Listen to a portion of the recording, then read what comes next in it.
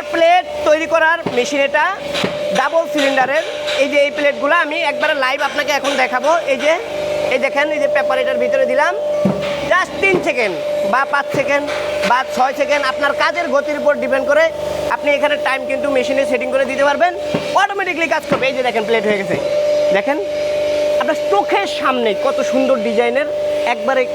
মানে এটা আপনি যদি বিয়েবাড়ির যে কোনো অনুষ্ঠানে এই প্লেটটা ইউজ করেন, একটু আধুনিক বা ইউনিক কিছু করতে চান, এখন কিন্তু দেখবেন সবাই ইউনিক কিছু করতে চায়। ইউনিক যখন কিছু আপনি করতে যাবেন তখন আপনাকে এমন একটা জিনিস নিয়ে কাজ করতে হবে যেটা মার্কেটে নাই। এমন জিনিস নিয়ে যদি আপনি কাজ করেন সেটাই কিন্তু ইউনিক ব্যবসা। এখন অনেকে এসে আমাদের কাছে বলে যে ভাই একটা ইউনিক ব্যবসা চাই, কিন্তু ইউনিক ব্যবসা যখন এই প্লেট তৈরি করার কথা বলে যে ভাই এটা তো আমাদের এলাকায় নাই, আমাদের এলাকায় এটা চলে কিনা জানি না। ভাই যদি এটা আপনার এলাকায় থাকতো তাহলে তো এটা ইউনিক ব্যবসা হইতো না, সবাই করতো তাইলে ব্যবসা। তো যারা উৎপাদনমুখী ব্যবসা শুরু করতে চান, এই রকম পেপার প্লেটগুলা আপনারা মার্কেটে বিক্রি করতে চান, একবারে ভালো কোয়ালিটির, কাস্টমার যেই রকম কোয়ালিটি চায়, আমি যদি আপনাকে পেপারগুলো দেখাই, এখানে দেখেন, এই যে এখানে অনেক কোয়ালিটির পেপার আছে। এটা যে শুধু দামি পেপার এরকম না, এই যে এখানে দেখেন 3 টাকা, এটা আছে 1 টাকা 70 পয়সা। এটার ভিতরে আপনি বিভিন্ন ডিজাইনের প্রিন্ট করে নিতে পারবেন।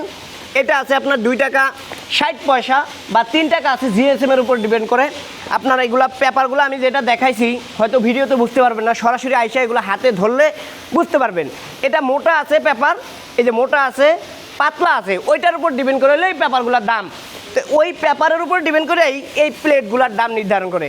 এটা একবারে আপনি 2 টাকা থেকে শুরু করে 4 টাকা 4.5 টাকা পর্যন্ত রেটে কিন্তু এগুলো বিক্রি করতে পারবেন।